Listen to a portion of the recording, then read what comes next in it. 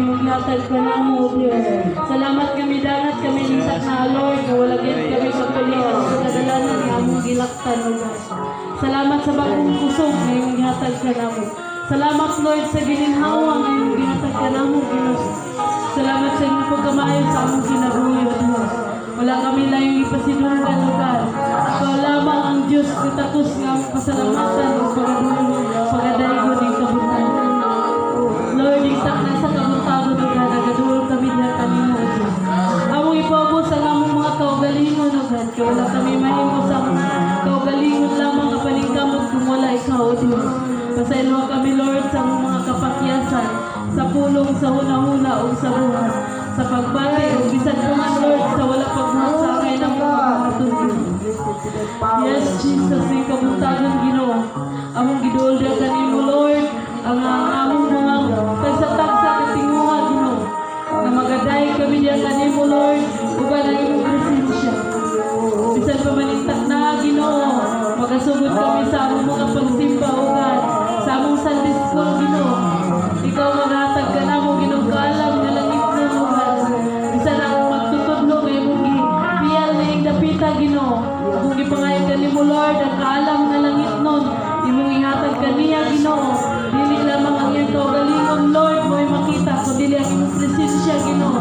Ikaw magapamuhat ka nun ay sa iyong kinabuhi, O God. Ang tanan, Ginoo, nga makabati sa imong mga pulong, Lord. Makabaton o pagsabot.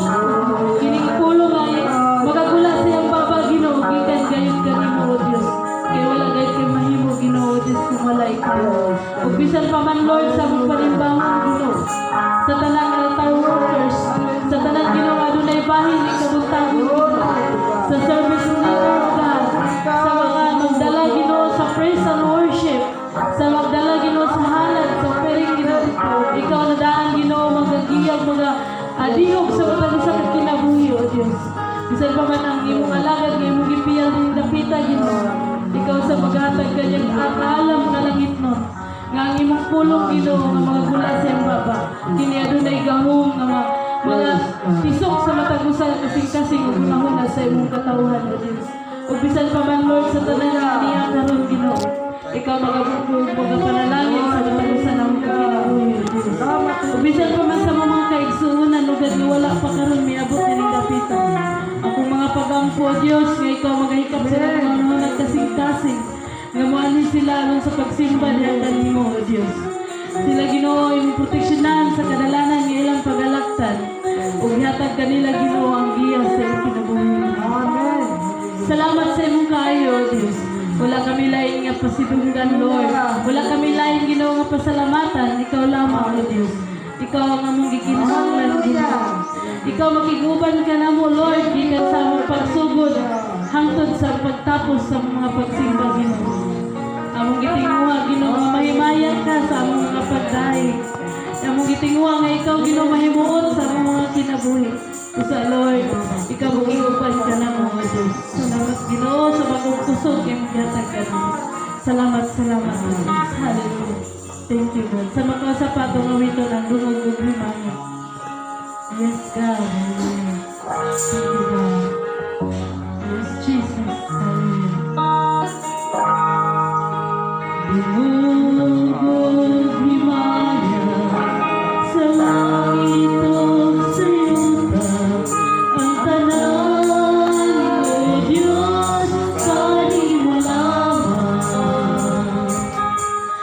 Kay ikaw puno sa guma, nga walay katapusan.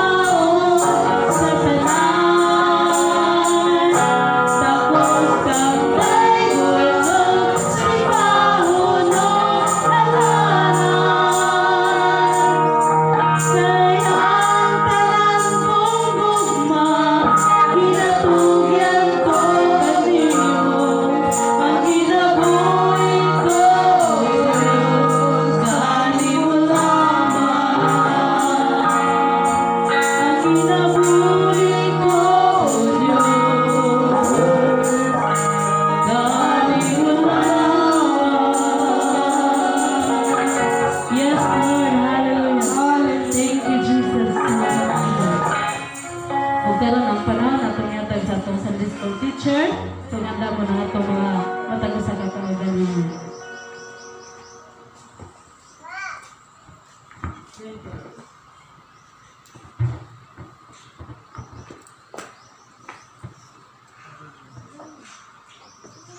Praise God, hallelujah.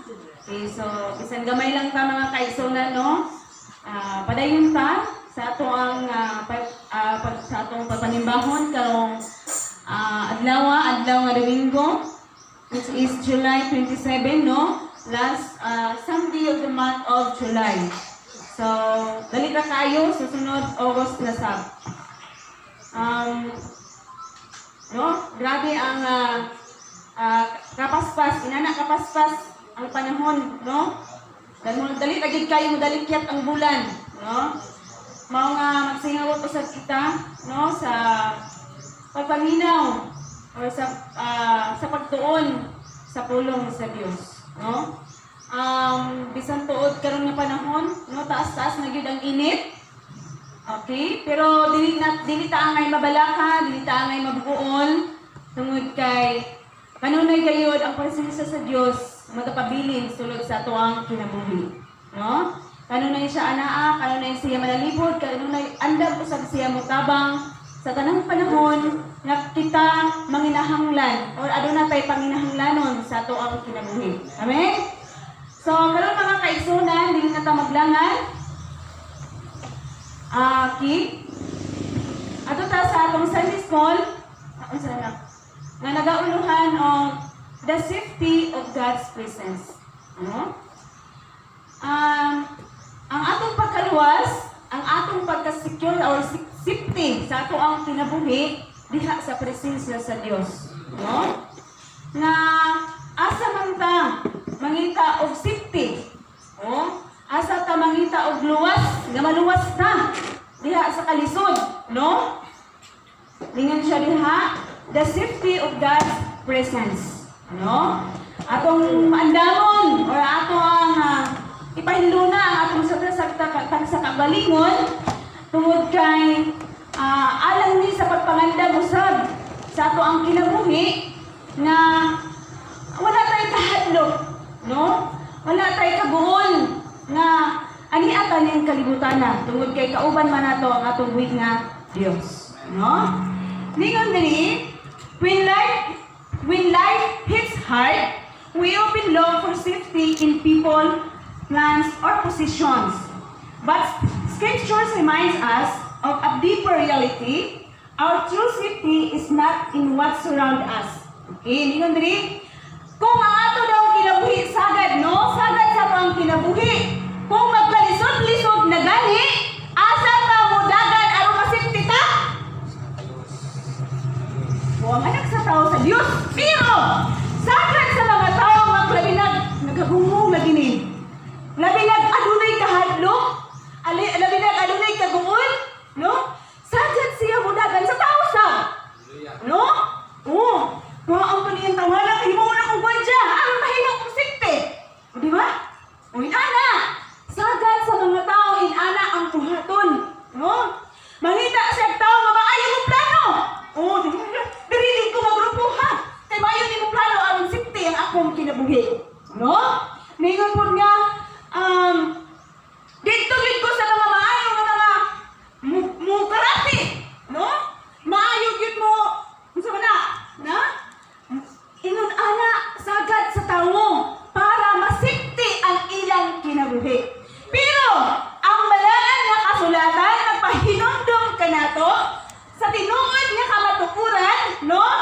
Nga mahimo kang sikti, no? Sa ato ang kinabuhi.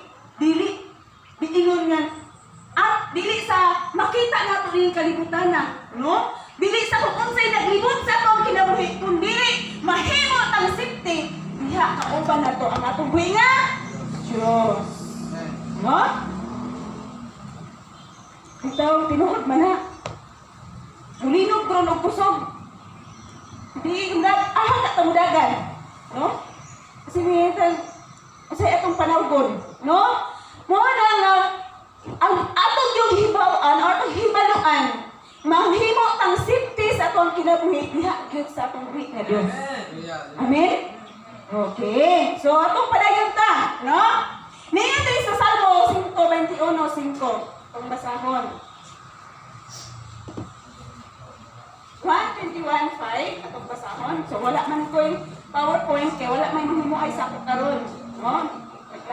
Naglaat man ato. No? Niyan tayo sa 5. Ang Ginoo magbantay kanimo, ang Ginoo anaa sa imong kiliran aron sa pagpanalipod kanimo. Okay.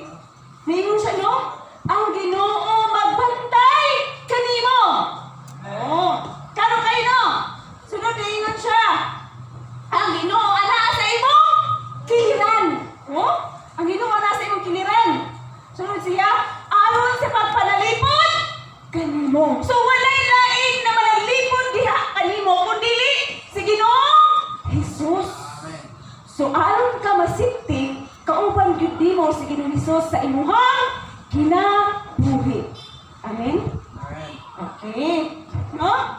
Dili sa Salmo 121, no? Nagaingon sa nga iyahat nato ang atong mga mata dito sa itaas, dili sa mga butang nga naa sa kalibutan. No? Dili ta mudagan ni Pulano kay bae mo karate. No? Dili ta ni mudagan ni Pulano kay datoy agud-agud. No?